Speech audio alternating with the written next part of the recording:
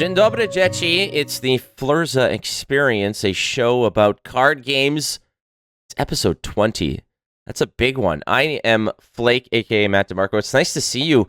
I'm joined by my co-pilot, my sidekick. Well, I know sidekick's not the word because I would assume that like I'm in charge. Nobody's in charge here. Nobody's in charge. We go like all in free, you know. Yeah, Reddit's in charge.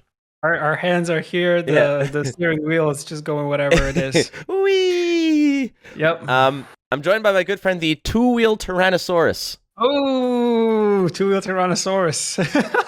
You like that one?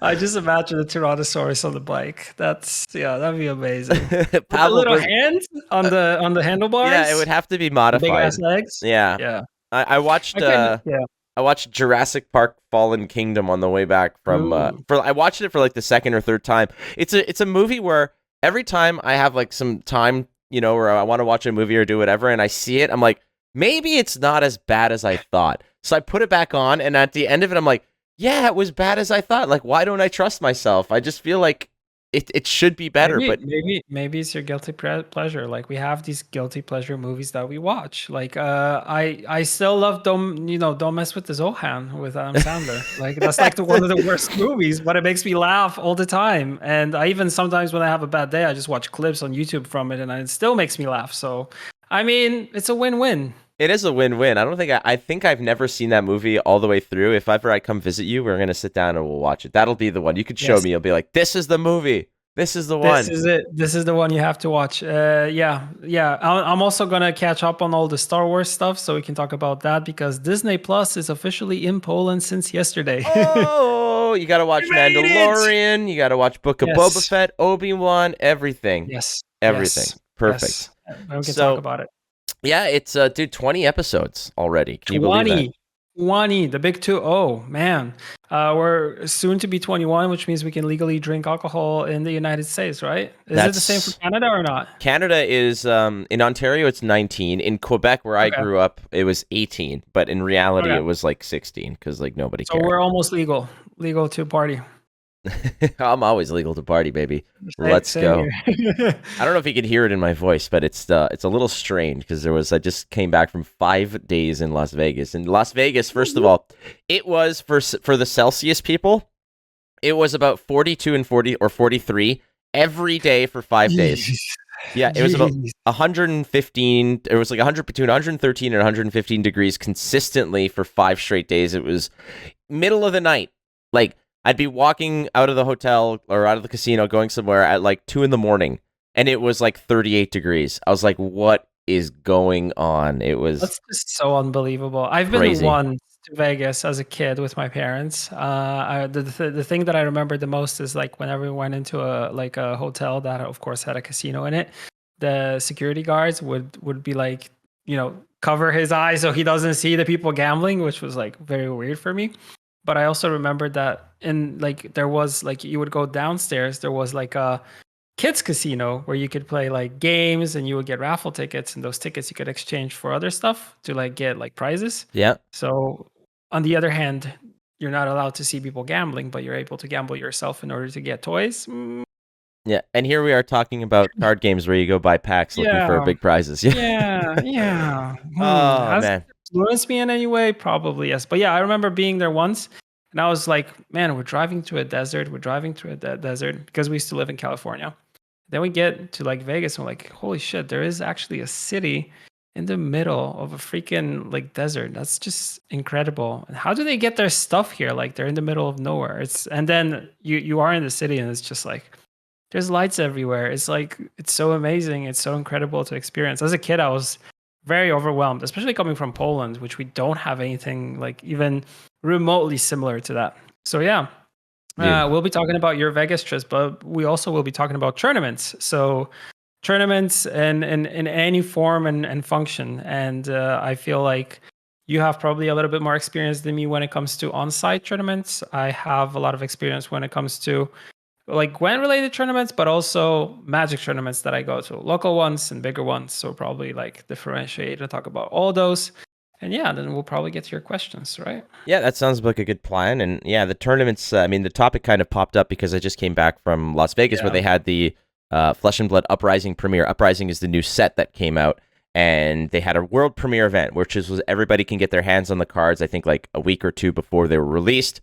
And it was the most, new cards are new cards. New cards are always a great and exciting time, but playing was awesome. And like there was the Uprising premiere event, which was the Friday, so everybody was able to play sealed. Sealed, for those who don't know, is everybody gets 6 packs of cards, and you're supposed to make a deck out of those 6 packs, and which is challenging. However, it's fairly straightforward. Basically, like you're like, okay, I got to pick a hero and then build a deck around it based on the cards. So you evaluate your pool, you find out which cards work for which heroes, and then you just make your best deck. But it's challenging because you don't have a constructed feel. Nothing's guaranteed. You have to really manufacture good turns to beat your opponent. But the main thing that I was there for was something called Team Blitz. So Blitz format in Flesh and Blood, which I think that you played. You played Blitz. You played the Blitz heroes. We'll talk about that, I think. But don't spoil it. I want to make a big announcement. No, you didn't do anything. You didn't do anything. You're sat at home watching. I was watching Zohan. Zohan, yeah. And working. So Team Blitz was I was never a fan of Blitz. I played it when I started the game, but Blitz to me felt like the games were too short. There wasn't much room to really develop strategy and whatnot. So I wasn't a big fan, but the team element was something that I was big on, and I really wanted to go to Vegas for the world premiere of the new set. So I got recruited, and I would say I got recruited. A couple of us were like, let's just make a team, and we decided that we're going to try hard for it. So I spent a week of about 4 or 5 hours a day practicing, and I played like a god, and I'm very proud of myself. And look, I don't want to brag because it is a team event, and the team performed admirably. My team was really, really just we finished 3-3, and then we dropped out of the tournament. We didn't make day 2, but the sentiment of having the team mentality of discussing strategy, of working together and whatnot. It's fun. It's fun. I love that aspect of it. And it was great camaraderie. And what's amazing about it too is that like the way it works, for those who don't know, is that you have a team of 3 and you're faced off against another team of 3, and the 3 people that you cannot duplicate heroes. So you can't have the same hero all the way through. So you have to decide, like, okay, we should get a control hero, we should get an aggressive hero, we should maybe get another aggressive hero, blah, blah, blah. Anyway. And then you're paired off against another team, and your team needs to win at least 2 of the 3 games in order to win the matchup. But what was amazing was that we faced off against teams that came in with, like, themes. Like, there was, like, teams that like all dressed in like the same kind of costumes. Some teams dressed in like uniforms. Cool. There was a team that dressed up in like really like nice looking suits and ties and like brought briefcases. We saw like a team that what I wanted to do was in Flesh and Blood there's 3 ninja heroes that you can play. So I want to show up as the 3 ninjas, like from the movie from like the 90s. So we were all going to dress up as the 3 ninjas and play all 3 ninjas, but then we decided we wanted to try hard a bit. Yeah, but it was amazing. And like the people that we played against, like I was playing on a team with Eric Longquist, aka Doa, DOA, who's like a big, like one of the OG like legendary caster people. There was me who casts and like does the podcast for Flesh and Blood, and another buddy of mine, Rick, who is a rep from BCW Supplies and does content as well. So people were recognizing us, and it was great because we paired off against them, and the vibe was never about the game. The vibe was about meeting and having a good time. The amount of laughs that we were having, like once you're like kind of not, once you have like an X1 or X2 record, like once you start losing matches, you kind of take a little bit of the edge off. So it's a little bit more fun. So everybody was really jovial and happy and just having a good time. It was the happiest and most, just the amount of camaraderie, the amount of like community spirit that was there was the best thing I've ever felt. That's what I love about in-person events, like the community aspect of bringing people together who are joined by something that they love or something that they do all together. Like I love this. I experienced this both in card games, but also when it comes to video games, whenever we do anything on CDPR side as a community gathering. So that's another thing. And then also cycling community for me is like meeting up with people talking about bikes and parts and stuff like that. And meetups is just awesome. And I think the thing that always draws me into these things more is actually this being part of this community, getting to interact with different people, getting to know different people, and just having a good time. Because I think in the end, that's what it matters, right? And I feel like we kind of miss this in online because we can only have this in, let's say, the the aspect of like I don't know, a Discord or Reddit or something like that. But the problem with online is very anonymous, and you don't really get to like meet these people like in person, interact with them, go for drinks, I don't know, go get something to eat. Like even these like very simple trivial things, they're very like team building, but also community building, and I love it. That's probably why I'm a community manager, right? Out of all things. Yeah. And like that's the joy that you can squeeze out of these events. And like I've been to events obviously where like the vibe was not good and whatnot, or like people were just and like once the games became more important, like they're a little bit more at stake, Hardish. Yeah, like but like everybody's like focused. Well, I completely get it because like there was a lot on the line, like, but when it came down to it, for us in like the loser bracket, as it were, we weren't there to necessarily like if we won a match, it wasn't like okay, win and in. It was just it was just another win. So once we kind of knew that we didn't really have a chance at top 8, we were just like, all right, let's just mess around. But big ups to my teammates Rick and Doa because they were awesome. It was just fun to just you cruise around like this trio of teams, and there were some stacked ass teams. There were teams out there where it's like, okay, there's a team there with a national champion and 2 major tournament like champions.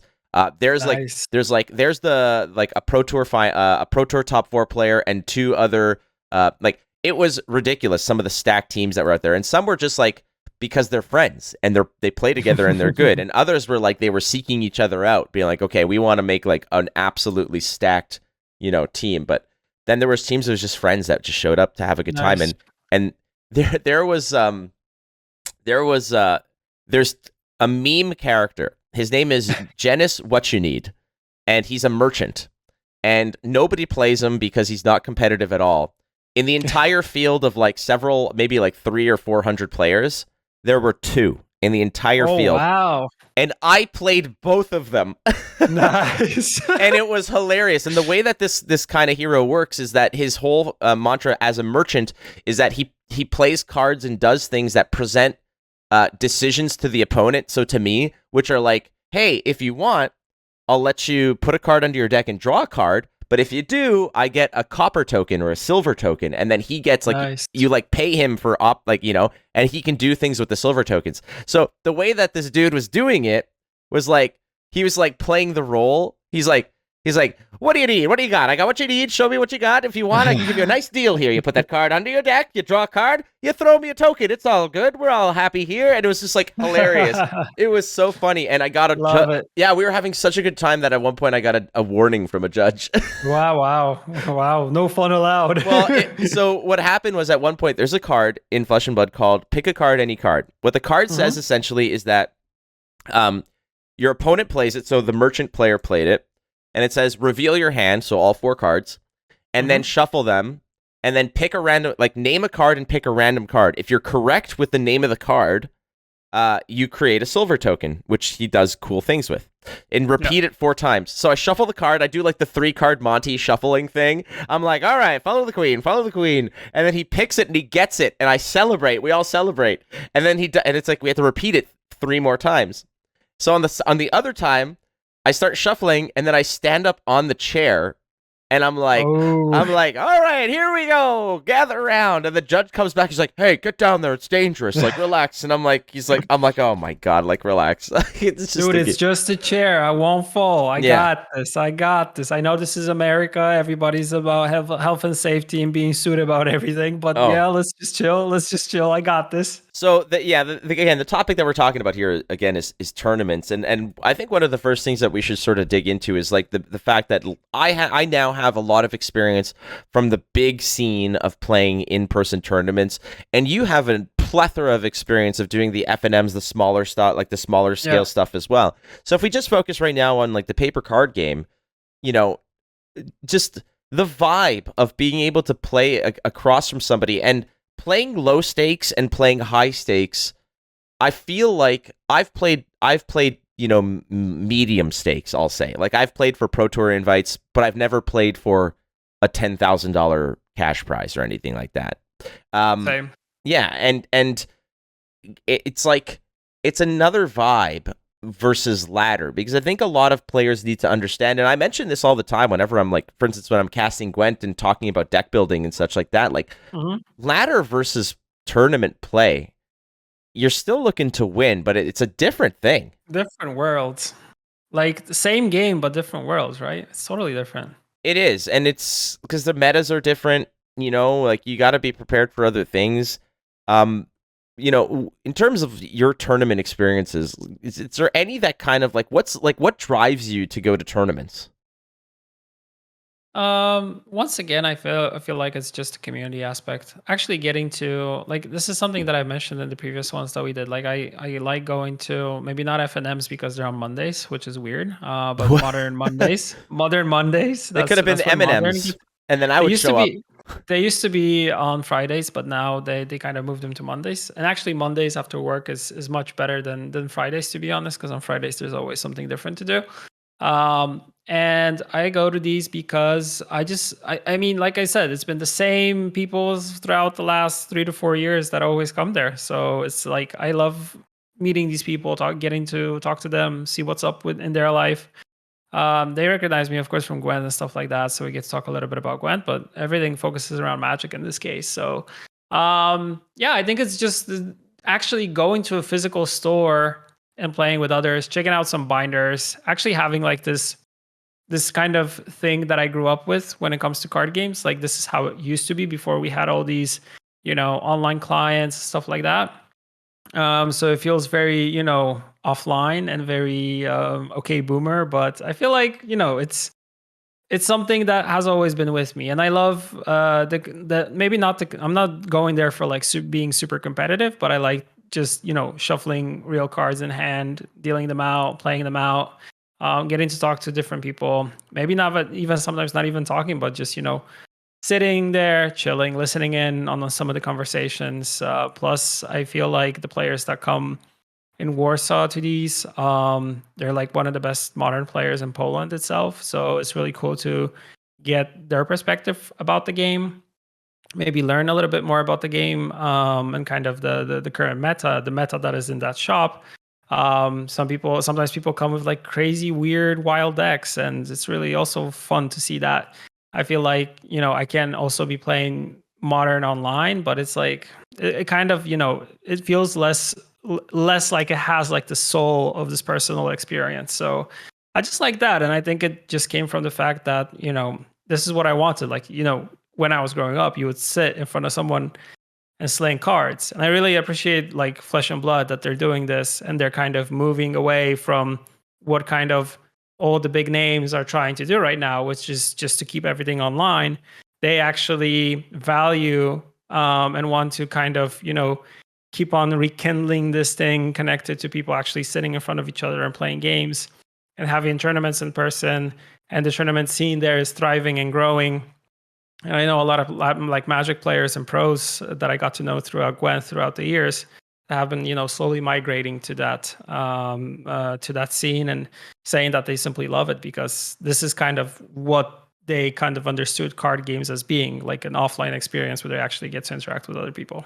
And sitting across from an opponent that, when there's something at stake, like I think that's one of the main differences, whether it's online or in person. Playing in a tournament is like there's consequences to losses. Yeah. And in ladder, I get it, you lose MMR, but it's recoverable because there's no finality to it. It's not like, in a tournament you have 7 rounds of Swiss or whatever, or 6 or 7 rounds of Swiss, then it's a cut to top 8. So a loss, especially a loss early, is immensely detrimental. There are tournaments, I've played in tournaments that if you lost your first game, you're out. You're done. You couldn't. I love the emotions there. The emotions. You can see the emotions in people's faces. Like playing the game, you don't see any emotions. You don't know what your opponent is doing. If maybe they're emoting you because they're assholes and stuff like that. That's all. But if you're in person, you see people get super excited. You see people get super pissed off. I've seen people cry at the table. There's because they missed something, or they're like, holy shit, and they just go up. I've never seen anyone flip a table yet. I would love to see that. No offense, but I would love to see that, like in one of the days. Not my table, because I also love my cards. They're like double sleeved and everything like that, so don't ruin my cards. But actually seeing someone flip a table would be amazing. And I think it's all these things that kind of play into it, right? It's the sleeving the cards. It's actually commuting to the place, listening to listening to music, commuting to the place, getting to the place, signing up. And if it's like a higher ranked tournament, you actually need to submit a deck list. And then I think you talked about this in one of the previous ones. One of the judges might randomly come and check your deck list to see if what you submitted actually corresponds with what is in your deck. I like this, like, it's like a nice physical experience, right? Instead of just, oh, here, digital client, here's my deck, yeah, let's play. I don't see my opponent. I don't know what they look like. That's it. I mean, I say that now, but I was at sitting at an airport for several hours, like over the past week, and playing like Runeterra on my phone, and like that, the convenience of that is awesome. But at the same time, I was at an airport where people were on the floor with playmats busting out Flesh and Blood cards. Like that was also the same time. But like the consequence of playing in a tournament, like that is also part of the appeal of it. And that's also why, for instance, for myself, I actually avoided tournaments for a long time, because I never had the sort of mental fortitude to be able to handle the anxiety and the stress of it. There's a lot of anxiety. Yeah, and it's something that you have to wade through and deal with. And recently, I mean, I have the luxury again, especially within Flesh and Blood, of having really good friends of mine who are, national champions, who are calling champions, who are pro tour players. So when I'm practicing with the best in the world, and they routinely beat the crap out of me, but I'm learning a lot. So my game, although it's not on their level, has sort of put me into a position where when I'm out there in the field playing against the majority, I'm like, wow, I am confidently better than 90% of these players. The 10% that are better than me are on another level. It's crazy, but like the 80 or 90% that I'm better than, marginally, just by a hair, is by virtue of me being able to practice with these players. But that has essentially just completely snuffed out any of my anxieties of entering tournaments. Now I don't care, because before I'd be like, well, I'm going to enter the calling tournament for $50, and then scrub out after 6 rounds. Like, no, like, why would I do that? Now I'm like, dude, the team calling event, I picked up a brand new deck, Chain, which I think you might be familiar with these days. Picking up Chain, which is one of the highest skill cap heroes that I avoided because I didn't want to learn something so difficult. I picked up that hero, put in the work, and went 6-0 at the calling. Nice. Yeah, nice. like my teammates had some tough luck and whatever. So given the fact that it was a team event, our record was 3-3. My personal record was 6-0. But again, that's not the important part. The important part is the team and how we performed. We won 3 matches, and that was great. We swept one. We had a full table sweep at one point, which was great, and it was just a good time all around. But I think a lot of people's main concerns, my main concern from tournament versus just ladder play, was the fact that I even had ladder anxiety, but I got over that because, again, I didn't really care about my rank. But moving into tournaments where there are actual these short-term, pockets of time with like 6 rounds, it's like if you screw up, it's all over for you. On a ladder, you have a month, and if you have a bad day, you can have a good day the next day to make up that ground. And man, do I like tournaments now are. I basically just picked up my schedule and looked. I'm like, what can I get to? Like, where can I go? Like, I'm in Ohio in 2 weeks. Mind you, that's for work. Nice. But I'm going to Ohio in 2 weeks to do a major tournament. But they like the tournament is Saturday, Sunday, but they have an event on the Friday, and I'm like, I'm coming in a day early because I want to play in your mini event. Like, they're like, yeah, by all means, come on in. So super stoked and super thrilled for tournaments. Like, tournaments now for me are not all I care about. But it's like the major barometer of where I am skill-wise, And I like to have a little bit of an idea of where I kind of rank within the whole field. Yeah. Yeah, I'm not surprised. I mean, like I said, like I also mentioned before, like Flesh and Blood really puts it back to the tournament scene and back to the kitchen table or back to, your local game store.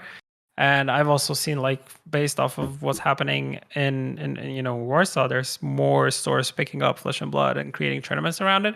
There's more and more people coming to these, so I feel like it's really, really, you can see it growing. And I think it's in this phase where it's developing very, very quickly right now. There's more and more cards. I saw some cards which are already like crazy priced and stuff like that, which is amazing. And yeah, I actually got to play the game for the first time last week. Boy! Last week, yeah, we played some Blitz decks, the hero decks. I heard your evaluation. Then your evaluation of the game was my evaluation of the game when I started. So when it's the thing about it is that when you're picking up the game and you're playing with basic equipment that just blocks damage. That doesn't have any abilities. When you're not playing it with any of the funner, more exclusive cards, like you're not playing with many majestic cards or whatever. And I'm not saying that the majestic cards are like super expensive and they're like crazy and you need them, but some of them are really good. Like some of them are like no brainers. I would put that in my deck. Like based off of like me playing it once and winning with not the best deck because I was playing. I think this is like now one of the best hero decks. It was Oldhim, and I can tell you he old. Oldhim is the control. Yeah, Oldhim's a control character, and in Blitz he was very popular because you stretch typically like. Defense reactions have a lot more value than attacks in terms of cost per whatever. So but he has like good like hits for like 10 points, 8 points in some of the cards. Come into it like a 10-point glacial footsteps and just like smashing your opponent. Oh yeah, nasty stuff. Definitely nasty stuff. That's what got me to win. Like I was slowly like burning down my opponent. I was doing a lot of blocking, but when the blocks came through and I had actually the resources, I had the cards to kind of sack in order to play one of these high damage ones. My opponent, he had to use at least like 2 to 3 cards to block that damage, which kind of screwed him up later. Yeah. And I was able to draw into stuff. And I love the aspect of sacking cards and in order to play cards. What kind of is something that we all kind of agreed on was very, very interesting and weird for me is the fact that you have cards which have the same name, have the same ability, the same art, but they deal different amounts of damage, and they also give you different types of resources. Yeah, and I was like, why? Like, how do you structure a deck here when you're actually constructing something from scratch? Bear in mind that we were playing something that is pre-constructed, so for us it was like a different experience. Yeah, like I can get into all the. Explain that. So I can kind of dig into that a little bit. So for those who don't know, any of the common and rares, many of them in Flesh and Blood have what's called they're like cycles. So there's red, blue, and yellow. Red. I treat this as mana. Cards that can generate you mana when you sack them. Yeah, but that's how I learned it. Exactly. So there's the reds typically have the most beneficial game text. However, they pitch for the least amount of mana. The blues pitch for the most amount of mana, but they're typically less. They're curved down in terms of power level. It's about finding the right balance for what you need, and not to mention certain heroes have benefits based on the color of pitch that you're throwing out there. For instance, Prism has a weapon, Luminaris, that says if you pitch a yellow card, your attacks have go again. So typically, you'll load up your deck with yellow pitch cards in order to sustain a more consistent attack. Right now the new hero Phi has a lot of red pitch synergy. So those decks are immensely red top loaded. However, if you're red top loaded, that means that one card that you pitch only pitches for 1 mana. So what happens if an ice hero gives you a frostbite, and a frostbite token basically makes your next action makes your next action cost 1 more. So now you're like, awesome. Yeah, so you're like, okay, I have all these supercharged cards that I need to attack, that I can attack with because they're all red, but I need to pitch an extra card to play it, which means that you're now that card you're pitching you can't play. So it's a fine-tuned balance that the cycle for cards does not affect the more expensive cards. And this was something that I remember talking with James White about, and he's like, it was an epiphany. He's like, the story he told about this, he told the story to me on my podcast, which was great. And he said that it was New Year's Eve in New Zealand. He was as he was designing the game, and it just came to him like a eureka moment when he was trying to figure out the moments. Yeah, he told me, he's like, it was like midnight, everybody was celebrating, and that like as like the fireworks were going on, and everybody was in the street outside of his like office window, everybody was going crazy. He had that eureka moment of like, kaboom! If I create cycles for this, it plugs the holes, because now a hero that needs red versus the hero that needs blue can play the same card, and it's like, so now I get it. Yeah, so now I get it. And it was and it does to a degree dilute the card pool, but at the same time, it allows for more heroes to have better utilization of the same sort of ability of a card, and that's I mean, he can obviously describe it a lot better than I can. If you want, ladies and gentlemen, if you're interested, there's if you go to Instant Speed Podcast, in the episode that released at the end of beginning of February, I believe, of this year, I had an interview with James White. James White's the creator of Flesh and Blood, so we had like an hour-and-a-half long discussion. He's like an awesome guy. I actually am interviewing him again tonight for another episode. Nice. Yeah, so we're gonna have another follow-up, but. You also did a panel in Vegas, right? I did a panel, yeah. Yeah. At the I saw tweets. Yeah, he's a good dude. It was funny because afterwards, like, him and I are buddies, like, we're friends now, and it's great. And he's got his thing. Like, I obviously, it's not like we're like texting back and forth or messaging. It's not like you and I. You and I, like, will message like every other day, and like we'll just see what's going on, and like, Yeah. But I remember he was telling me, he's like, he comes up to me after the Pro Tour in New Jersey. He's like, hey man, he's like, I'm so grateful that you're here, because you take off a lot of the pressure that I get, like when people are asking him questions or like whatever. If someone asks him a question that I know he either can't answer or shouldn't answer, I usually interject and reword the question to something that he can answer.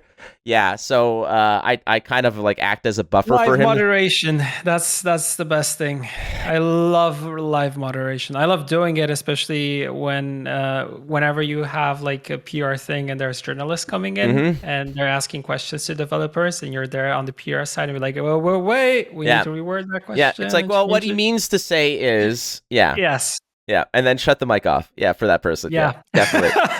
Yeah, it's like, we're done. We'll edit that out. So like in terms of like the tournament scene there, it was incredible. And what I love about it is what you say is exactly what you said, is the fact that you get that community feel. And this isn't a knock on other communities, but the Flesh and Blood community has been nothing but supportive, positive. Wins and losses. Like, I have played against salty players, but nowhere to the same degree or kind of poignancy that I have against in Magic, let's say, where you beat somebody and it's like the end of the world for them. I am so, any of that edge or worry that I've ever had about entering an in-person tournament has melted away based off of my recent experiences of playing for high stakes, and win or lose, coming out of there saying, holy shit, that was amazing. I cannot wait to just see who my next opponent is and square off against them. And like, I don't know how much of that is just the people who are nice to me because of who I am within the community. And I was on a team with like Doa, who's like a legend in like, people were coming up to him like, holy hell, are you Doa? And they're like, are you Flake? Like, yeah, like that's us. Let's play some games. Like, like, let's have fun. And it was awesome. And like, people were just, they weren't taking us, they weren't being nice to us. They were like, they want to win like everyone else. But at the end of the day, win or lose, what I found was, that when I won, like, I won all my games, and this isn't a brag, but seeing my teammates lose in certain regards, in certain situations, how gracious they were, and when they lost, of saying, hey, like, that was really awesome, like, that was great, like, way to go. And when I beat my opponent who comes up to me and says like, wow, you really like pulled that one out of nowhere. Like had no clue, and I was playing Chain, which a lot of people didn't think even was on the radar for Blitz decks, because it was such it was like a classic constructed, like it just reached living legend status as being like and they're like, you're playing it in Blitz, like, wow, that's awesome. Like usually the something like that needs a lot of time to be like a deck like Chain typically needs like 3 or 4 turns before it starts to really get powerful. And the whole experience was one that really roped me in. And when I was at the airport playing like Legends of Runeterra on ladder, I was like it was like playing against a computer. I knew that there was another body, there was another soul at the end of the other side of the internet playing against me. But when you don't have the reaction, when there's no stakes, when there's nothing really on the line, and you can't read your opponent, you can't shake their hand, ask them their name, and ask them what hero they're playing, and then it all goes from there, and the jokes and the laughs and whatever. That to me now is the pinnacle of the experience for me. Yeah, it's really cool that you mentioned Chain here, because Chain was one of the decks that I didn't get to play, but the one that after I played my first match, I was like, this is the one I'm gonna probably like try out next. Because I really like the aspect of arcane damage, and it was something new for me, because I when I was playing, it was pretty much when you go to combat, you like, I didn't see anything that was dealing arcane damage. It was more of the I smack you for 3. Can you block this? No, you can't block this, so it goes through. But yeah, I was, and also the art of the cards that are in that deck are just incredible. It reminds me of anything that is pretty much black and MTG, right? So it has that feeling to it. Chain plays a lot kind of like Golgari, like black green, and because the beauty of Chain is that Chain is kind of like, think of it this way, it's like, those scenes in the movie where there's two race cars, but there's a brick wall and only space for one, and they're both throttling up because only one's gonna get only through, one can pass through, and the other's gonna hit the wall and explode. That's Chain. Chain is constant acceleration, but you need to cross the finish line first, because if you stumble or if you do not, you're gonna hit the wall. You are typically in Chain decks. Typically, you die to your own effects as much as your opponent kills you. So Chain sounds like Black and Magic. You're pretty much losing life for doing stuff. And, you're like Chain. You're banishing cards off the top, and every turn you're creating a Soul Shackle to banish an extra card off the top. And then of those cards off the top that you're banishing, certain ones of them you're able to play out of your banish zone. For Magic players, that's like the equivalent of exile, and you're able to play it out of your banish zone. So Chain is like, okay, it's like the 5th turn, I'm banishing 5 off the top. So now I have my 4-card hand, plus I have access to, let's say, 3 of those 5 cards, so I would be able to play out of my banish zone. So I have an 8-card hand or a 7-card hand.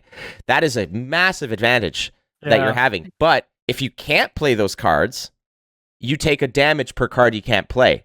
So it's like it's a matter of like, okay, do I save these cards for a more explosive turn and take 3 damage, but maybe I die? Like, what happens here, there, whatever?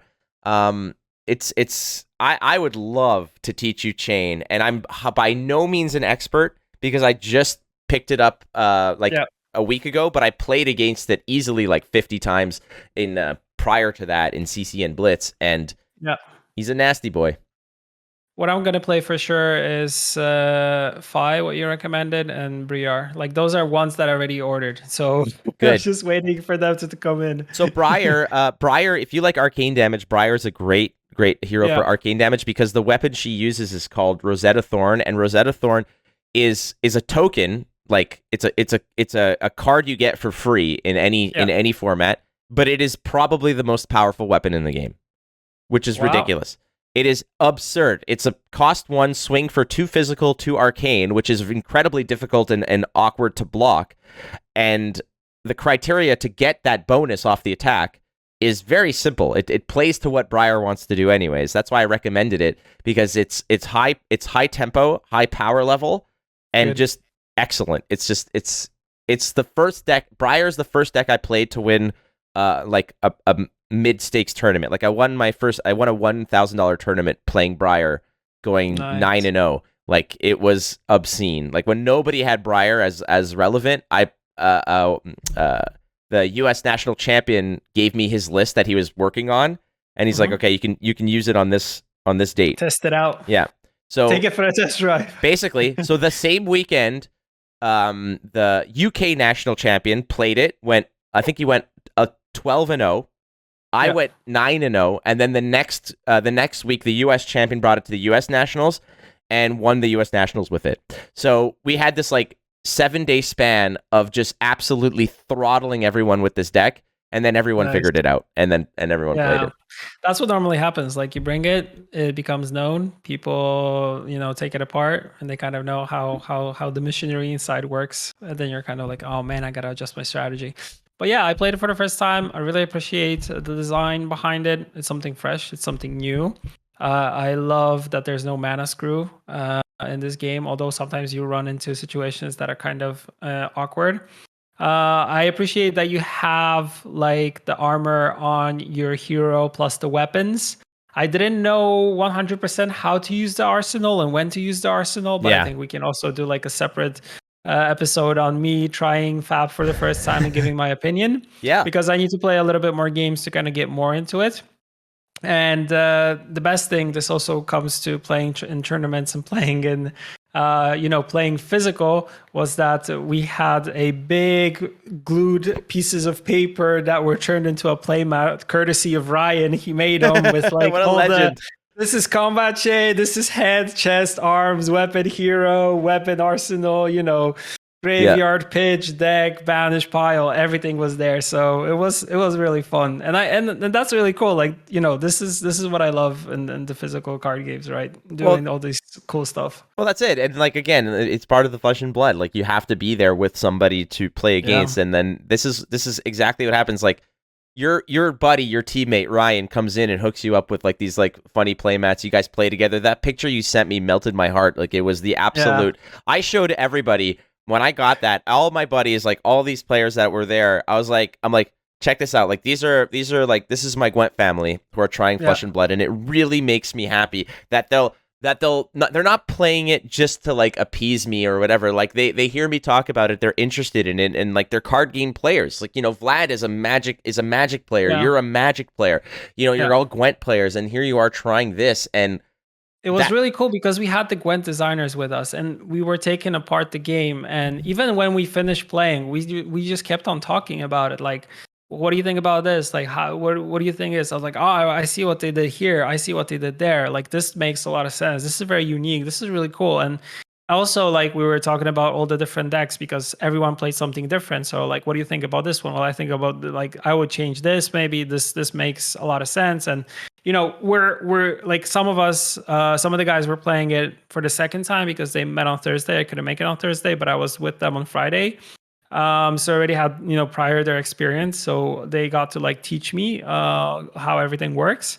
And then we were kind of discussing, I played that yesterday, but I played this today, and this I like better. You should check this out. And it's like, this is also the cool aspect of in-person stuff, right? That you have where you get to discuss all these things, right? And kind of theory craft stuff. And you also get this in local places that you go. Like, I love discussions whenever I go local game store, like we're playing a tournament, we finish our round, let's say, and then we talk about a specific card, or someone has like a tech card in their deck, or like, why are you using this? Oh, I'm using this for X and Y because I feel it's synergized with this and it works that way, and then counters this. And a lot of players bring, this card here or this deck here, and like, oh wow, this makes sense. And yeah, you get into these like all these discussions, which are also really, really cool. And I love that. Yeah, and sideboarding in the game is ultra important too. Like, I think that sideboarding is one of those skills that like you need to spend, a solid weekend when you're preparing for a tournament. Probably like in Magic, right? Oh, absolutely. How many cards do you get to like sideboard in? So do you have a limit? There's a limit. So basically, any deck is 80 cards plus hero. Of those 80 cards, you need a minimum 6. You'll have to, when you get into a game, you need a 60 card deck minimum. You can go over that. But if you go over that, obviously there's consistency issues, and like, same thing of playing a 40 card Gwent deck. Like you can play a 40 card Yeah, Gwent deck if it fits the provisions, but like you're not getting the cards you want consistently, right? exactly. So the sideboard works is basically when you square off against somebody, of those 80 cards, you obviously you could play without a weapon, you could play without equipment if you want. Obviously, that's the stupidest thing you'll ever do, but you can have as many equipments in the sideboard as you want, as long as you show up with a 60 card deck. You know, Okay. so a lot of sideboard strategy is making sure that you have the right equipment to play against the right hero. So when you're playing against somebody, the way that it works is you sit down next to them and you both reveal only your heroes. Once you show each other your hero, you decide who goes first, or you figure out who goes first, and then you do your sideboarding. And your sideboarding is like, okay, they're playing Briar, so I'm going to need some arcane barrier. So these boots that I wear that are armor based, I'm going to trade those to null rune boots, which allow me to block arcane damage.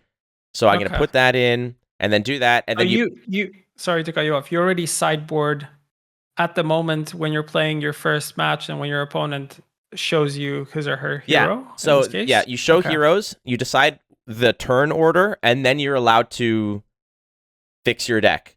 So, okay, then it's different than Magic, because the Magic you need to play like the first round and then you go to sideboard, and from that point on, there's you no take main cards. deck. There's no main deck. Okay. Because there's no best of 3. It's just one game.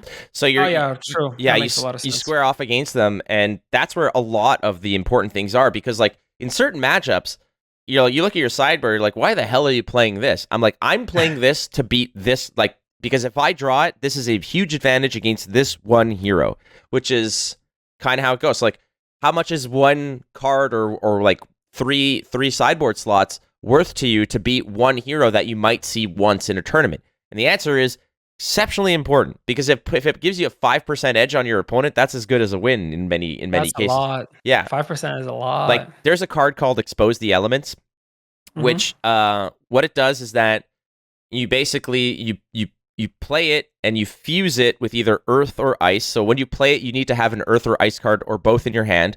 And based on what you fuse it with, you either destroy a piece of their equipment or give it a -1 defense counter. And in against like Oldham or against Bravo, who has the shield, if you give that shield a -1 defense counter, it can never block. So they're ultimately just never getting any value out of it. Yeah, so yeah, they are absolutely screwed. So in that regard, playing and Expose the Elements is and having it connect is as good as a win against them, because that, like, if you just take out their defense capabilities, you're like, holy shit, like every turn that they're open. Yeah, every turn that they're potentially blocking 1 or 2, suddenly you're like, every turn it's like they're losing 1 or 2 life because they're not blocking it, right? So this is how that works, and that's why tournaments and sideboards and whatever, like whenever there's a major tournament, there's usually an entire day or 2 that are like just dedicated to sideboard strategy, you know, of like, let's just sit down. The amount of spreadsheets I've seen in my life of like, oh dude, of course, holy Moses. It's when I was getting into the whole competitive thing and just, you know, dipping my toe into it, being part of like these Discord calls with PowerPoint presentations and spreadsheets of whatever, and I'm like, dear Lord, I'm like, this is what I'm missing against, I guess. And but then these players win tournaments, you know? Yeah. So yeah, they do the math. They do the math, and I think it's I mean it's very important to gather as much information as you can. For Magic, like we also have from like whenever our tournaments happening online, when you look at the statistics on decks and what cards people are playing, and then you like go for percentages of a card that is being played, and then based on these percentages, you kind of think if you want these cards, you know, to make it to your own deck. And like without this, like how are you going to progress the game? How are you going to make something new, different, cutting edge in order to, you know, to get the W, right? You might be the best player, but this is like the fine tuning. That's like, you know, going in under the hood and checking like, okay, let's swap this out. Sees more play rate. This one has a little bit more win rate. For sure, we should have this in this deck and stuff like that. So yeah, really cool. I agree. I even I even came out like it's obviously different with like with Gwent, but I thought that Gwent having a sideboard was. I came up with like I devised sort of like a plan to see how a sideboard strategy could work with Gwent. Like I always thought that if you play it, like if it's harder because there's classes involved, right? So but I thought that if you had like a 20 provision sideboard, like okay, you have your deck, it's like a best of 3, and you have a 20 provision sideboard. So whatever you want to put in there, you want to put bronze cards, you want to put like more gold cards in there. But I thought that was always a fascinating option for a potential future format for ladder. I don't think it's a tournament system necessarily, but like if you go in there and it's a best of 3 situation where you can then sideboard in and out cards based on matchups, because certain matchups might feel like like they're like 80-20 or something like that. But if your sideboard makes that a little bit more 50-50, then that's possible again. But I don't think it's it was just like sort of a brain exercise where I was just kind of figuring out how to do it. But it would kind of make sense if it wasn't played like around like 3 rounds, then even if it is played in the 3 rounds, you would need to probably sideboard before, not after like a match. For me, sideboarding I always associated with Magic, and Magic is always like you have your main deck and then you have your sideboard. You sideboard after the first round, but you play best of 3 and tournament formats. And yeah, I mean sideboarding is so important in Magic. It's so important. And it can be your win or your loss. And sometimes the cards that people like bring to their sideboards that they tech against you is just like, oh, I wish they haven't had this card in their sideboard, because it just stops my game plan, or it just totally like f's me up. Like Blood Moon, for example, is one of those cards that changes your non-basic lands to mountains. You're screwed. Or you have like these player can gain life, or player cannot be targeted by pretty much you get hexproof as a player. So it's like, oh my god, no, don't do this to me. Like there's so many of these, like there's graveyard hate if someone is playing based off of their graveyard. There's so many like different tech options that they can use that it's crazy. Tocatli Honor Guard, do you know what that card does? No. Tocatli Honor Guard, Ixalan. This mofo showed up in a sideboard against me once when I was playing is it the one that has protection from something? No. So what's blue? Oh my god, blue, green, black. I basically spent the weekend with like former Magic pros as well, and like they were talking about all these decks, and like I felt like a doofus because I'm like, what's blue, green, red, blue, green, black? What is that? I forgot what the color scheme is for that. Gosh, I'm just gonna search it because it's gonna bother me. But Tocatli Honor Guard is a white creature. It's a 1/3 from Ixalan, drops for 2, and it says that it says creatures entering the battlefield don't cause abilities to trigger. Yes. At the time, let me just see. Blue, green, black, magic. What is it called? It is called Sultai. There we go. I can't believe I forgot. Yeah. I was playing Sultai, and in that Sultai deck, when I was like playing standard, I had Ravenous Chupacabras and a whole bunch of other stuff that have effects when they enter the battlefield.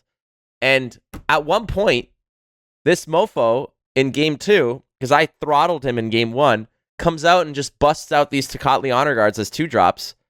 And I was like, no ability triggers for you. Basically, I was like, I'm looking at this, and you do the whole thing where like they play it, and you're like, what? And I'm like, what? You do one of those. Is this even legal? And I'm like, okay. I'm like, this was in my like penny rares, like long box. Like, what is this? And the dude, I guess it felt like he must have had like 2 or 3 of them in the sideboard, but it felt like he had 800 because the next 2 games on turn 2, boom, Tocatli Honor Guard, and I'm like, I need to. And like my turn 1 is like green land. Llanowar Elf, feel great about life. Next turn was like drop something, a 3-drop or whatever, or play like a removal spell. And then this mofo comes out, and I'm like, I can't kill you with my Llanowar Elf. I can't do anything. My Ravenous Chupacabra can't get you. So now I gotta wait till turn 6 to drop my Carnage Tyrant before I'm even relevant. Like, the hell am I gonna do here? But that was basically how it went. Love it. Love it, love it, So love it. in MTG, you also have these cards called these ley lines. So there's ley line of the void and there's ley line of sanctity, which are the ones that I always remember. And it's interesting, the ley lines, when you always sideboard them, and when you have at least one of these in your hand, you can begin the game with this enchantment already on the board. And yeah, the void is simple. Whenever a card is put into your opponent's graveyard, it get exiled instantly. So it pretty much any deck that plays from the graveyard or uses graveyard synergies, done. Pretty much game plan, all over the place. But Sanctity is the one that I always hate because I love playing a deck that causes my opponent to discard cards. But Sanctity gives your opponent opponents hexproof against anything that is targeting him or her. So you can't be target of spells or abilities. So if you're playing burn, if you're playing discard, mill, whatever, it's hexproof. Your game plan is pretty much okay. Now I'm screwed, and I need to sideboard in stuff that will kind of make me somehow win in an obscure way, right? Yeah, like cheap enchantment removal at that point. Yeah, Those ley lines, it's like having there's sort of like the budget ley line, which was it's that angel, the 4-drop angel. I forgot what it was, but it gives your other creatures and you hexproof, which is amazing. I remember the card. I don't remember the name. I forgot the name. That's really good. It's an excellent card. I used it as a commander before I switched to Trostani. Like, I have a Selesnya Angels commander list, which I adore. I love it so much, and I have to give a lot of credit to Alias V, who helped me just complete it. Like, I built it, and then she's like, hey, every time I visit her, she's like, hey, and she just gave me a stack of like 10 cards that are all like angel related. Amazing. Yeah, that's what I love about Commander. One copy of each card, 100 card in your decks, and people share cards in that format like crazy because it is a format that evolved from the kitchen table.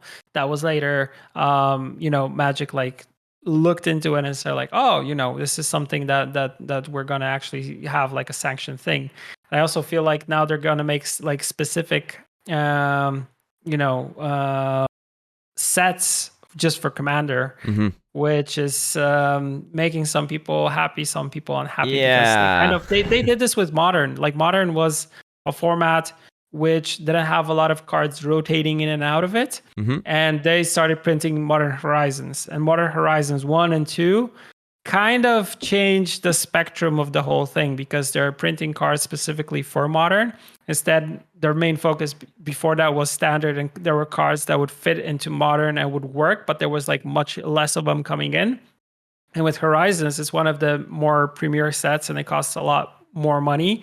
And then there are new cards that are very power crept. I know power creep is favorite word always. And people are buying these cards, they're buying these packs, and they're creating more money out of that. So what we were trying to kind of have more reprints and more of a nice level playing field with Modern Horizons, it just turned everything upside down. And I feel like they're trying to do that to Commander right now. And people already that played Modern or saw what was happening in Modern are like, oh no, we do not want this happening to us.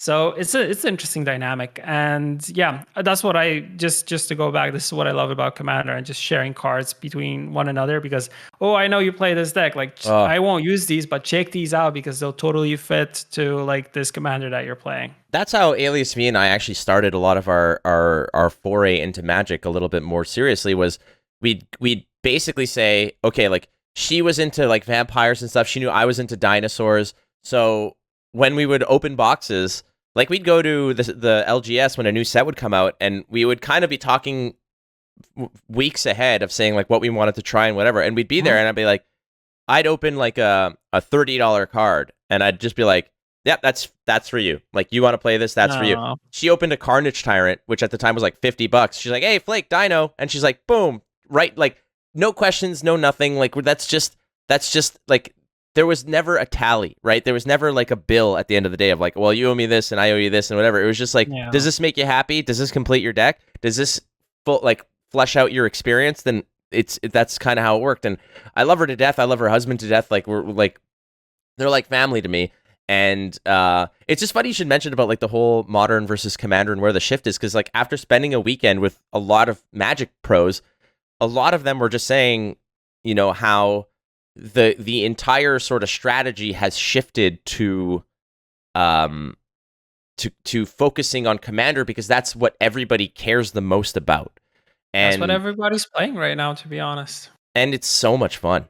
It is so much fun. Like, I don't know when the next time is that I'm going to see you, but it's like I need to check a bag in the aircraft because so first of all, when I was there, I was collecting a lot of bulk from people that weren't, because I'm like, all the cards are like, oh, I have this a million times. So I literally filled up my bag with all this common bulk rares and whatever, because I'm like, well, when I go to Poland, I need to give these to my friends. So I have honestly, like, I could probably fill this gigantic box with like with bulk that I'm gonna bring to you guys if ever I'm back in Warsaw. Nice. But because again, it's about helping people out and making sure that so. That's the best part. I also love whenever I order cards online, like singles, and someone always like drops in a couple, normally bonus. they're just commons and stuff like that, but some bonus cards. It's so good. Yeah. It's so good. And I very recently, I was ordering some stuff because I was building like a Zorius control deck, and I was ordering some cards, and I ordered from like this new person that I found like one of these like eBay-ish deals. And I ordered a couple things, and I got the package, and I take it from I'm like, wow, this is kind of bulky. And I looked inside, and there was a letter saying like, oh, I know you. Thank you for doing everything that you've been doing for at CDPR. I love your work, and it's very amazing to get this. And there was like 2 boosters. Oh, nice! Just as a thank you, and it was so like it melted my heart, and it was so good. And yeah, these are the small things, that you get in the in-person events, but also in the in-person kind of interactions that I think we just enjoy. And like once again, I said it before, I said it again. I really like that Flesh and Blood is bringing people back to flesh and blood and doing stuff in person, because this is kind of, I feel like it's also something that we need right now, especially after the pandemic where we've been kind of homebound. We're playing a lot of online games. It's good to go out, meet with people, talk, play cards. And I also sometimes know there are like people in groups that play Commander and like bars which are card game friendly. So you go to a bar, you get a couple drinks, you slam a couple cards. You can always have people over, also come to your house, play some games. It's like it's the experience of actually in-person stuff is just amazing. It's incredible.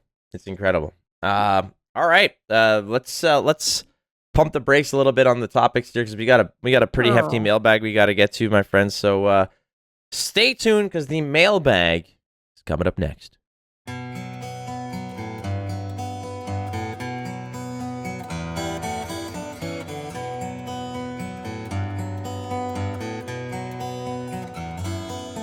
Welcome to the mailbag, or the Q&A, where we answer your questions coming in through Reddit and Twitter. And we'll start off by a question from Andy Ursina. Andy, hello. Thank you for the question, as always. Quick one. You got a free evening and want to play some Gwent, and here comes a big question. What is the best snack to have while playing Gwent? Except leeks, of course. Oh, right. Well, you're on your computer. It's the same thing like playing Xbox or PlayStation or any kind of game. You gotta avoid the Doritos or anything that gets your hands all greased up, right? Like, you can't go there with like a rotisserie chicken and stuff like that, and just like a turkey leg. You can't do that. You cannot do that.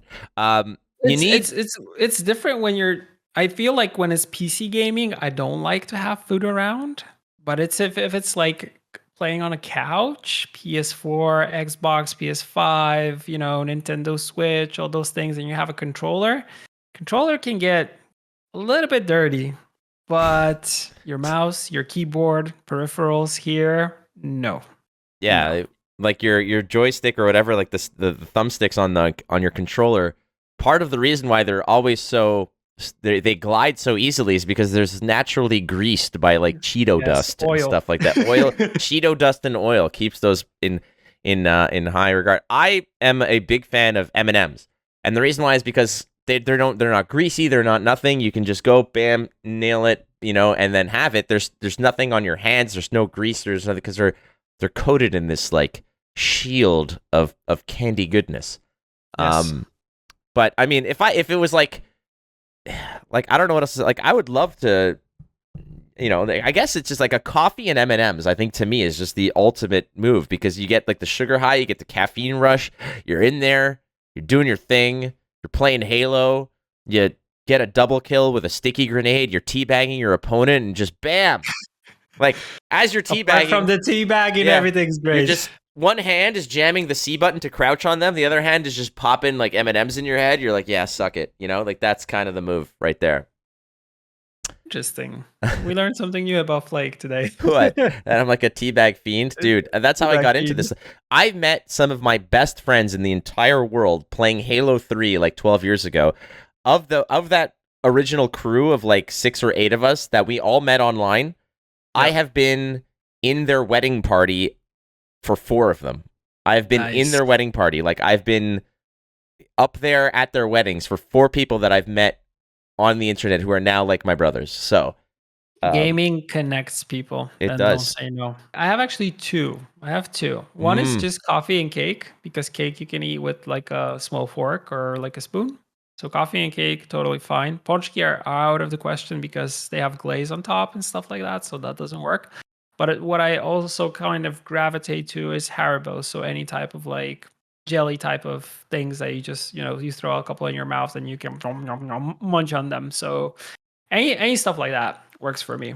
That's a smart move too. Again, the Haribos don't really, any gummy bear doesn't really leave the residual effect, so that's pretty good. Exactly. Rog Bros, do you prefer? First of all, I love this question. This was probably one of my favorite questions. It's so simple, it's relevant to the subject matter, but there's so much to it.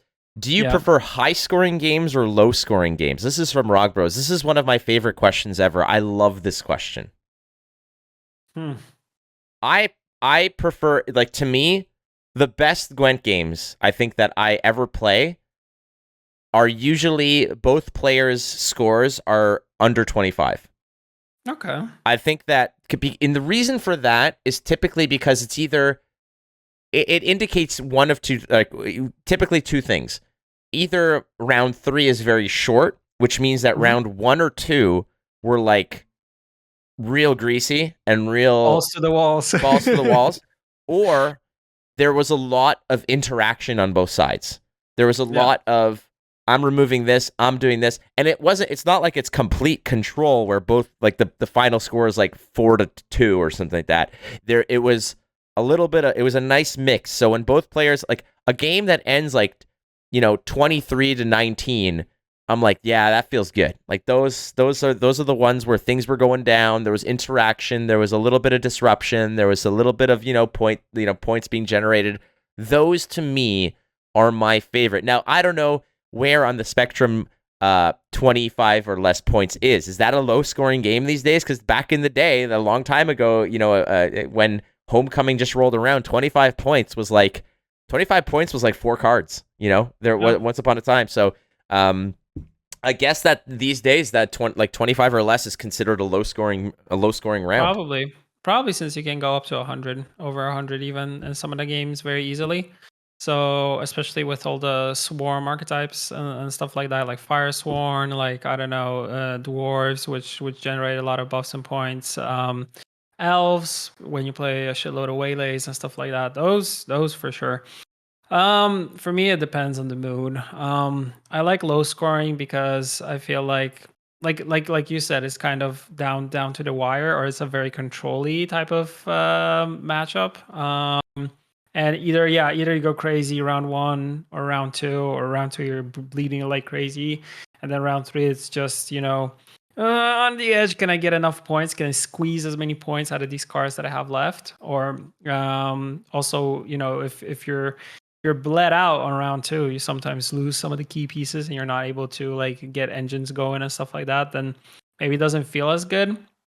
But yeah, I think low scoring is just more fun. And if you also if you like play a lot of removal or meta decks and stuff like that, then yeah, those are fun. And I feel like more to my taste these days, instead of just jamming a million of points and buffing everything, because I'm also always afraid of Erden coming in and pretty much resetting everything. So maybe buffing is not the best thing to go. But I don't know. I love Firesworn. I don't know. I recently just like a lot of Firesworn strategies and stuff like that. So call back it's to a the mix.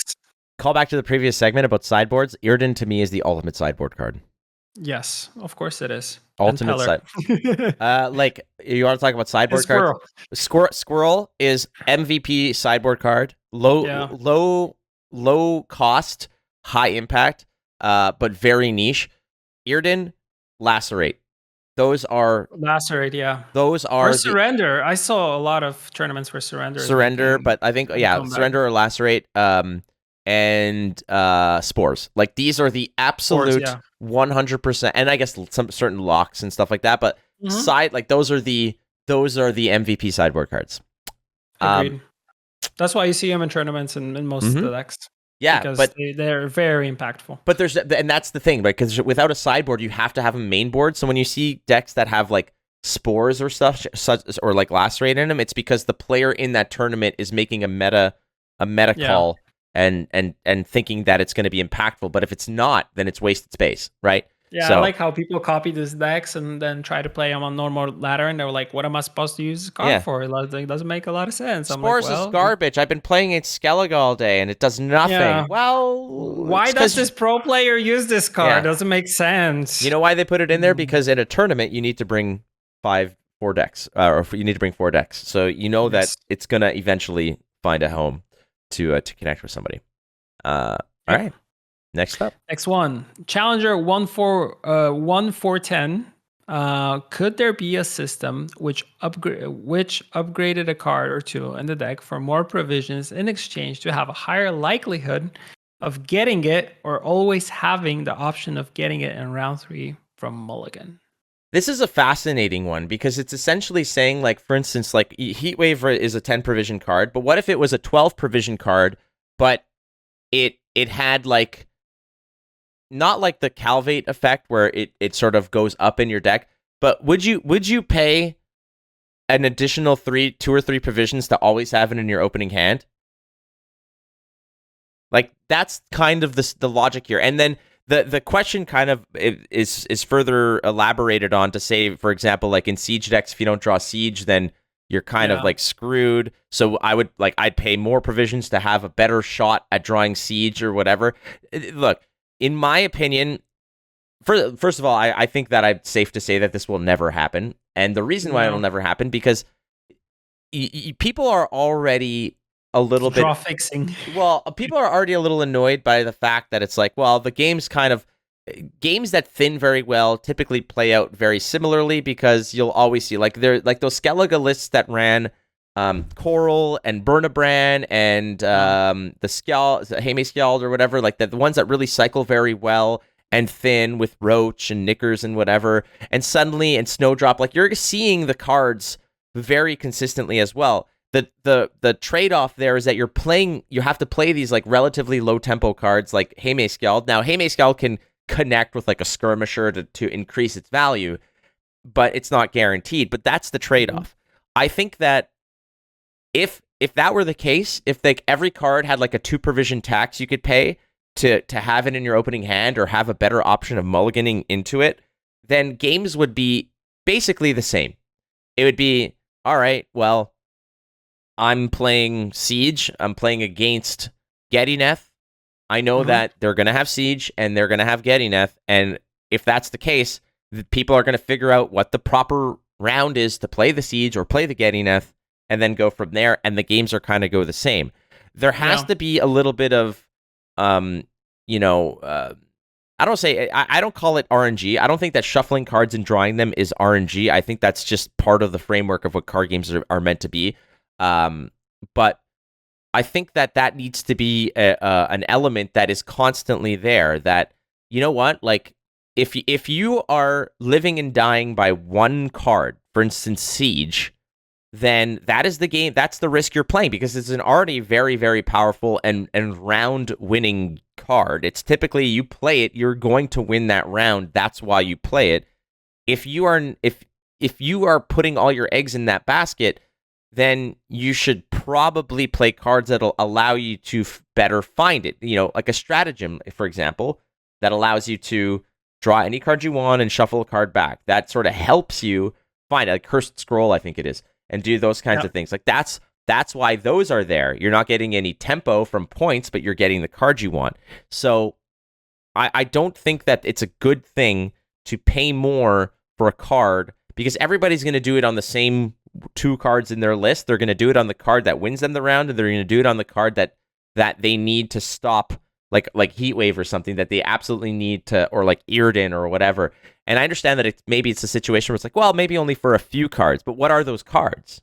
And if that's the case, then everybody's going to have those cards in their deck, because they're guaranteed to have these bombs in their hand every single time. I think that any card that starts in your hand is already problematic. And we saw it with Sunset Wanderers and how impactful that card was, because it started in your hand. Torque is another one. Torque and hand buff now. Yeah. Like these are cards that we see. Calvate.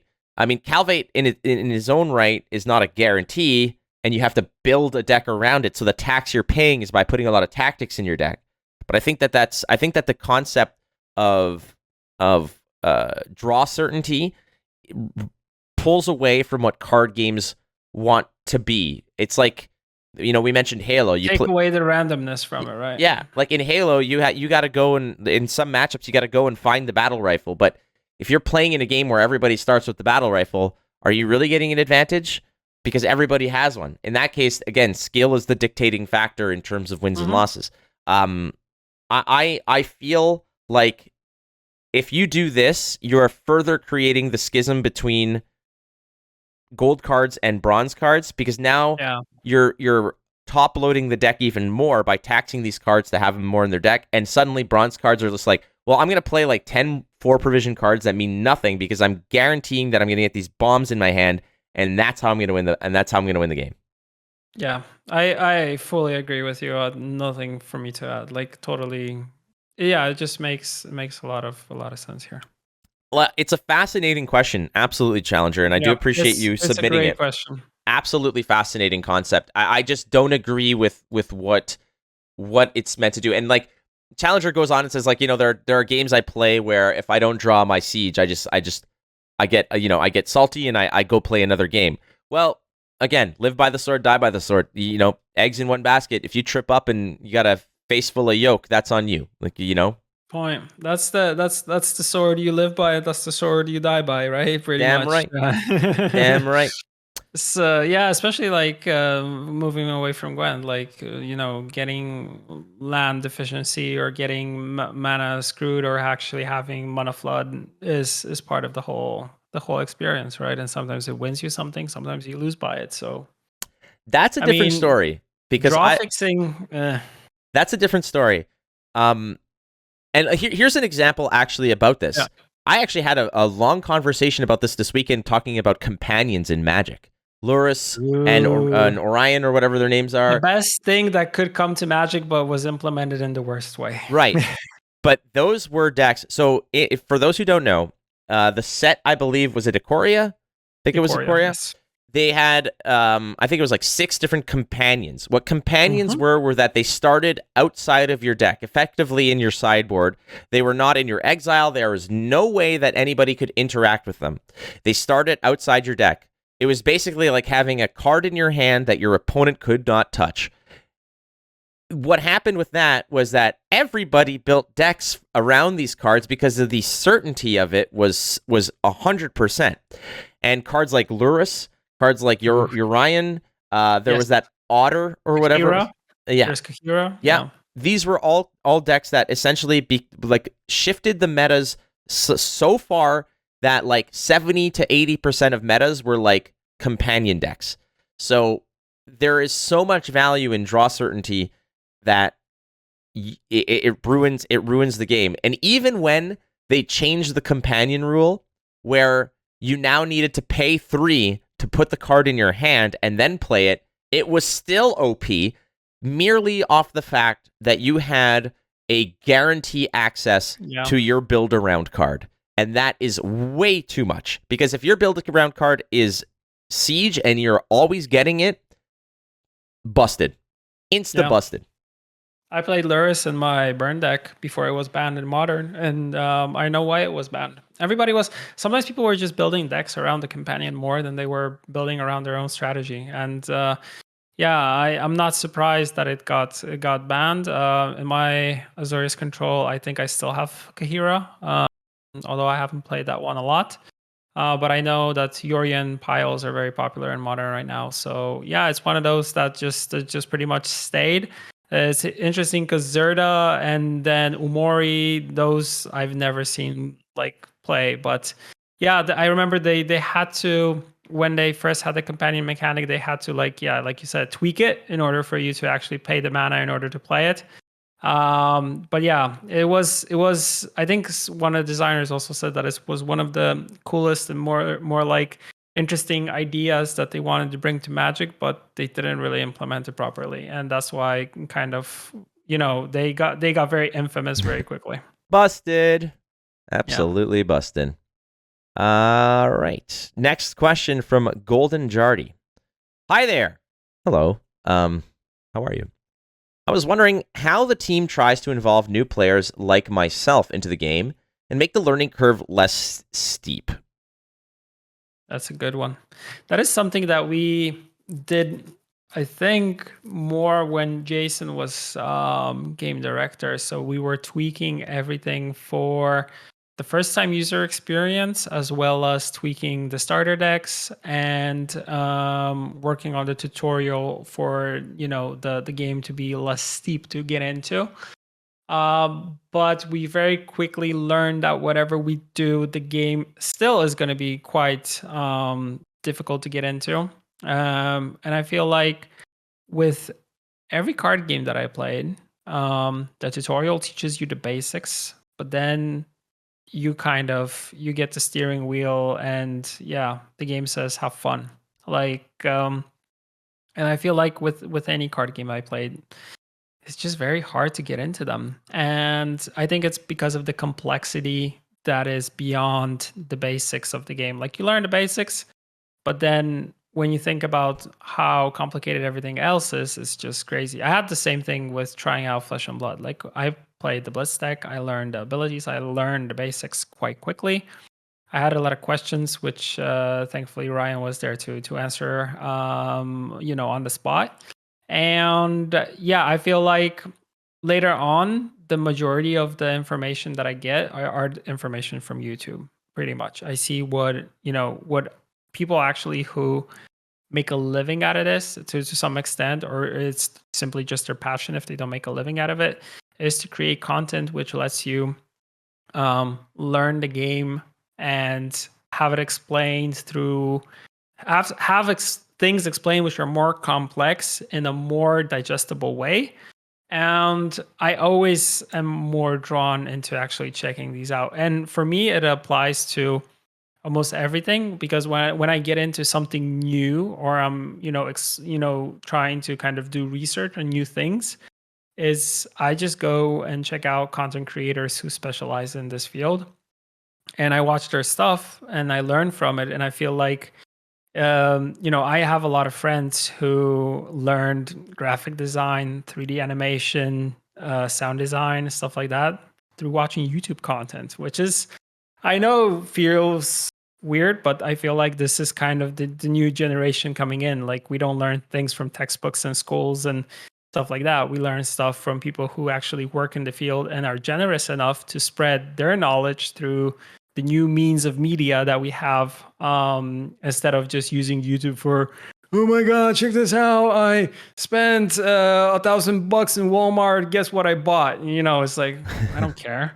It's just like trash. It's just like trash, information that goes out of my head. I much rather use it to learn new things. And whenever I have anything in terms of like questions, I actually go outside the game which I know that game developers don't like because they like to like keep people within the game itself. And we tried like a lot of things. We tried implementing videos that when you click on something, there were like explainers from Jason, but then we quickly learned that they're like too long.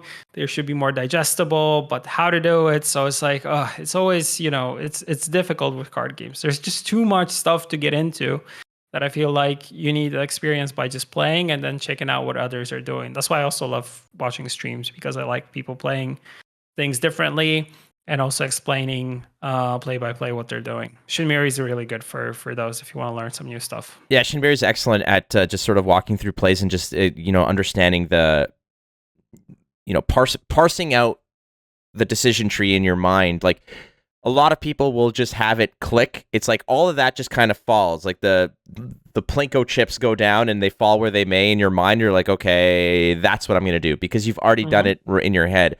It's the same for me, like in Gwent and Flesh and Blood. For example, when Arya was here, we were playing Gwent, and she was playing against a deck, and she was like asking my advice on plays, and in my head I was like, okay, like, the best move to do is this. And again, the timer's going, so you got to sort of rush a play.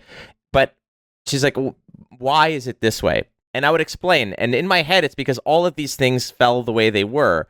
And I would tell her, I'm like, here's what you're going to do. You're going to go bang, bang, bang, bang, bang, because X, Y, Z. She was playing against, like, for example, she was playing against like a Keltulis list. And she had a squirrel, and she's like, oh, so I just squirrel the Keltulis.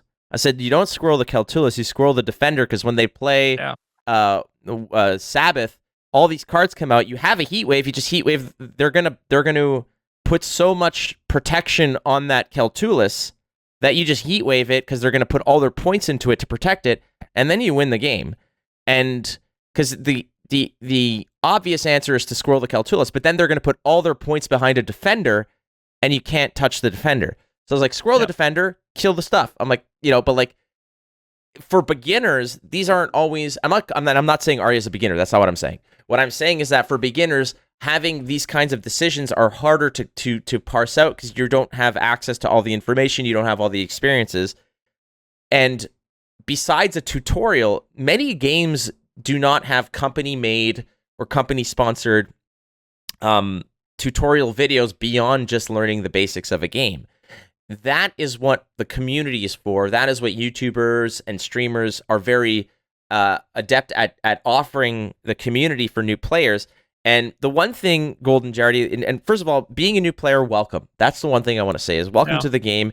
And you have to be patient, and you have to also understand that there's going to be, the learning curve can be painful, but that's true for everything. And Gwent is unique, and there's not much that you can translate from Magic to bring to Gwent. There's not much you can translate from Flesh and Blood and bring to Gwent. Whereas Magic and Runeterra and Hearthstone have very similar mechanics, so you can say, all right, if I'm aggro, I don't care about these other cards on the board, because my objective is to beat this player in the next 2 turns, and they don't have the board presence to stop that. Gwent isn't like that. So it's going to be a more arduous journey for you to go from beginner to intermediate to advanced to expert to pro. And and the best things that I can like, it says, how does the team try to involve new players? I honestly, and I can't say this, you could probably talk about it, but I don't think that Gwent has any plans to flesh out their tutorial system. I don't think that that's on the radar. I think that besides learning the basics, the agency is on the player to learn and expand their strategy and their skill set. But the way to do that, Golden Jardy, because I don't want to leave you high and dry, is to play games, be exposed to as many different decks and strategies as possible, but don't be discouraged if you lose, because, and I know that we say this at the end of every podcast, you're not losing if you're learning. If you're learning something, that is positive EV on the experience. Yeah, that's what we come for when it comes to card games. We come for the learning experience, I feel like. That's exactly winning comes second, but in order to win, you need to learn a lot. Yeah. Now, here's the thing, Golden Jardy, and I wrote a 5-piece article for Flesh and Blood.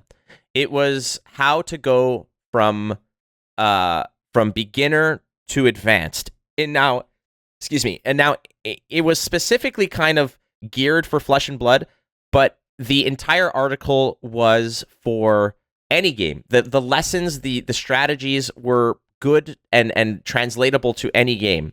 If you want, you can reach out to me on Twitter at WatchFlake. I'll give you the link for that article series. I got a lot of good reviews for it. I'm very happy. A lot of people tweeted me weeks after saying, I won an armory, or I won a tournament, or I placed in a top 8 of a tournament because of what you wrote in that article. People started releasing YouTube videos about that article and like narrating the article, which was really flattering to me. But I put a lot of work into it, and it literally is because like myself, Pavel, we have decades of experience in card games. And sometimes it's hard for new players to learn new games.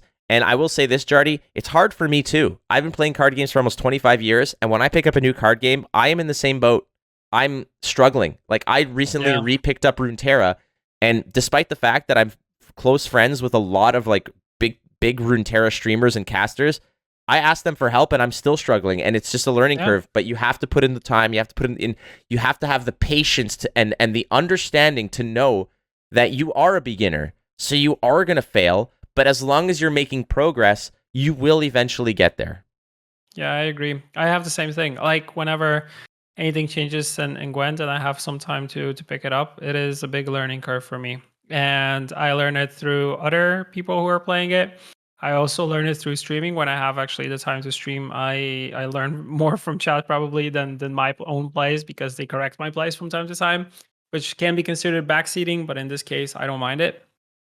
And I have the same thing now with Flesh and Blood. Like, I just started a game, but I've been, checking out content creation on that side and kind of trying to understand the game a little bit more.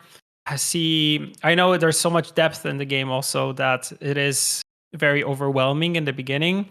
But if you parse it out and you kind of go step by step in terms of like learning everything, I feel like you can keep it in a cadence where it's not, you don't get the feeling that you're being overflown with information, because you're kind of curating what is coming into your brain, and then you're kind of playing it and then utilizing it. I would recommend just go faction by faction.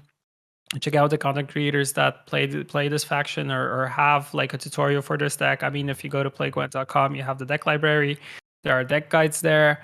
They totally help out. But I feel like, for me personally, I learned the majority from the stuff just checking out streamers. And highly recommend Shinmiri here.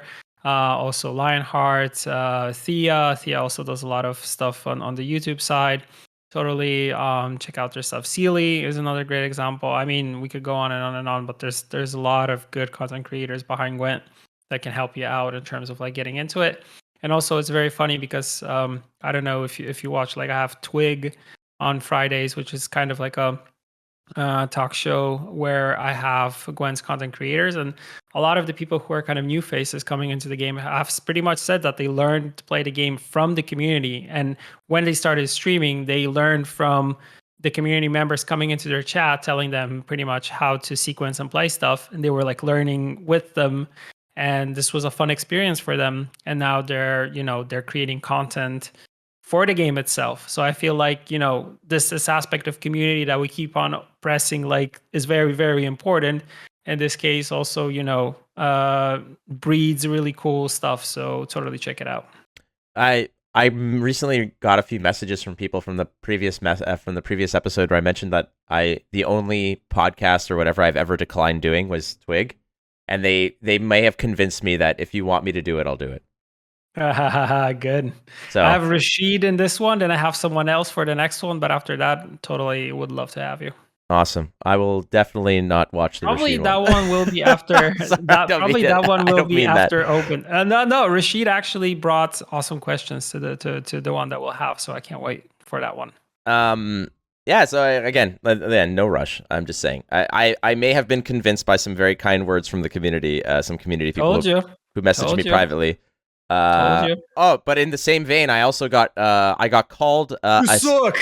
I did get one of those. I was called a CDPR simp by somebody because they asked the question and I answered it, and I guess the answer I gave was not wasn't good enough. Yeah, it was like a question akin to like why is CDPR so stupid doing blah blah blah blah blah, and the answer I gave was like, well, it's just not possible to do all this stuff because there's resources limited. Wow, what a stupid CDPR simp. I was like, what? Like, do you listen to the show? Like, I love Gwent. I am also very, very critical and honest about. I'm very critical and honest about Gwent. I tell you what I love, and I tell you what I do not agree with. Like, that is like the first thing that was like, okay, you're clearly ridiculous, because if you listen to any of the episodes, I talk about what I love about the game, and I'm very, very candid about what I do not agree with about the game. Yeah. And like, this is like only like maybe 5% of the stuff that you also pass on to us as feedback that is constructive about new sets, new cards, draft, other stuff. Yeah.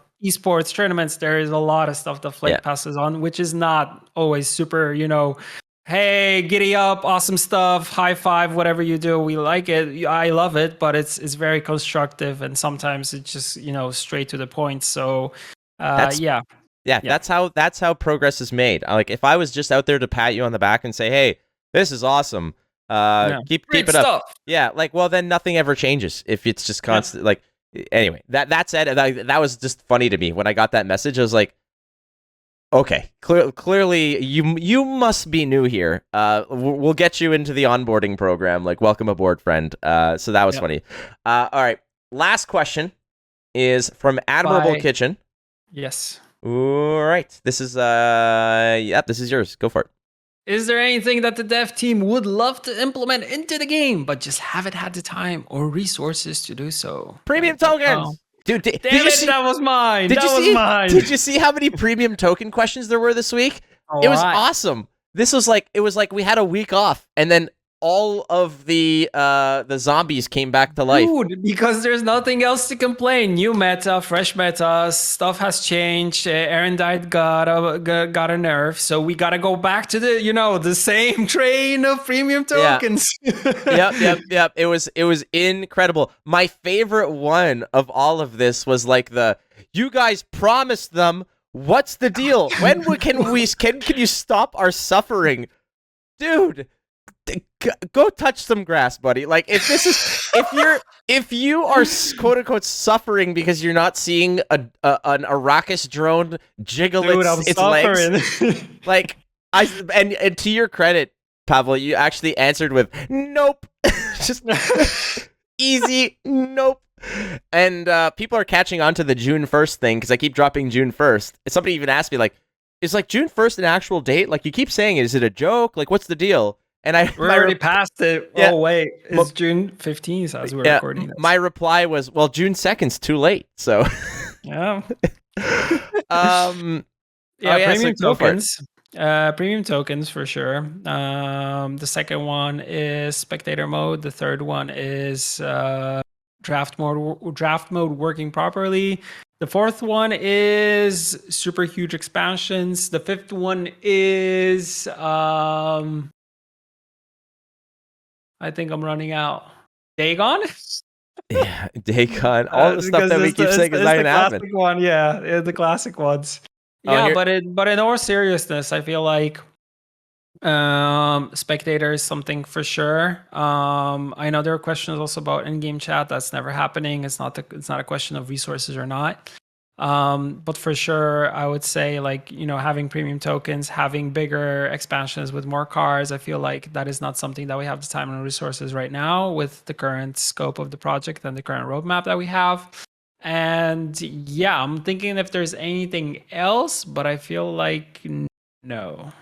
All right, I'm going to throw a bonus question in here because this one's actually pretty decent. And I dropped the June 1st, like, auto reply to it, but it actually is a pretty good question from Cheech96. When are we going to see new keywords or statuses? I think that this is an actually decent question, and I forgot to throw this one in here. Next card drop. Yeah, there you go. Next card drop. New statuses or keywords, and I've seen them, and they're actually pretty cool. I think that these are actually pretty decent.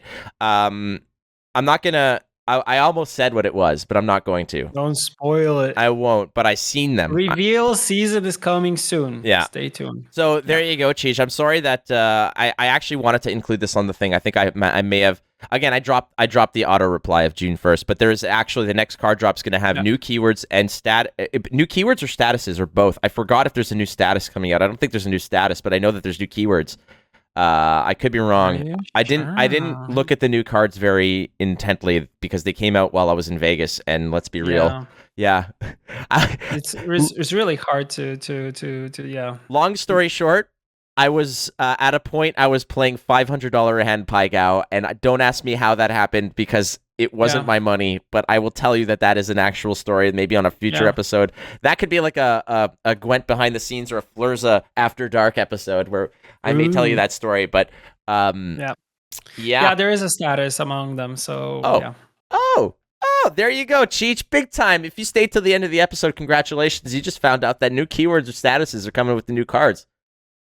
You know what? I'm going to go to the new card leaks file, and I'm going to just start reading off the cards. So no. That's Flurza After Dark. That is Flurza After Dark. That's a tier 4 Patreon members. Yes. Ooh, nice. Along with photos of biceps and other parts of our body.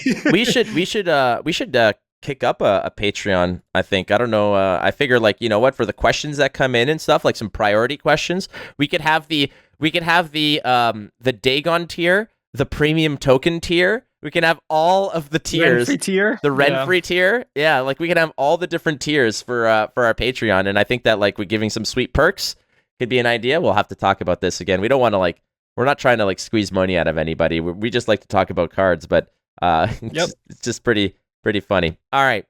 Anything else you want to squeeze into this one?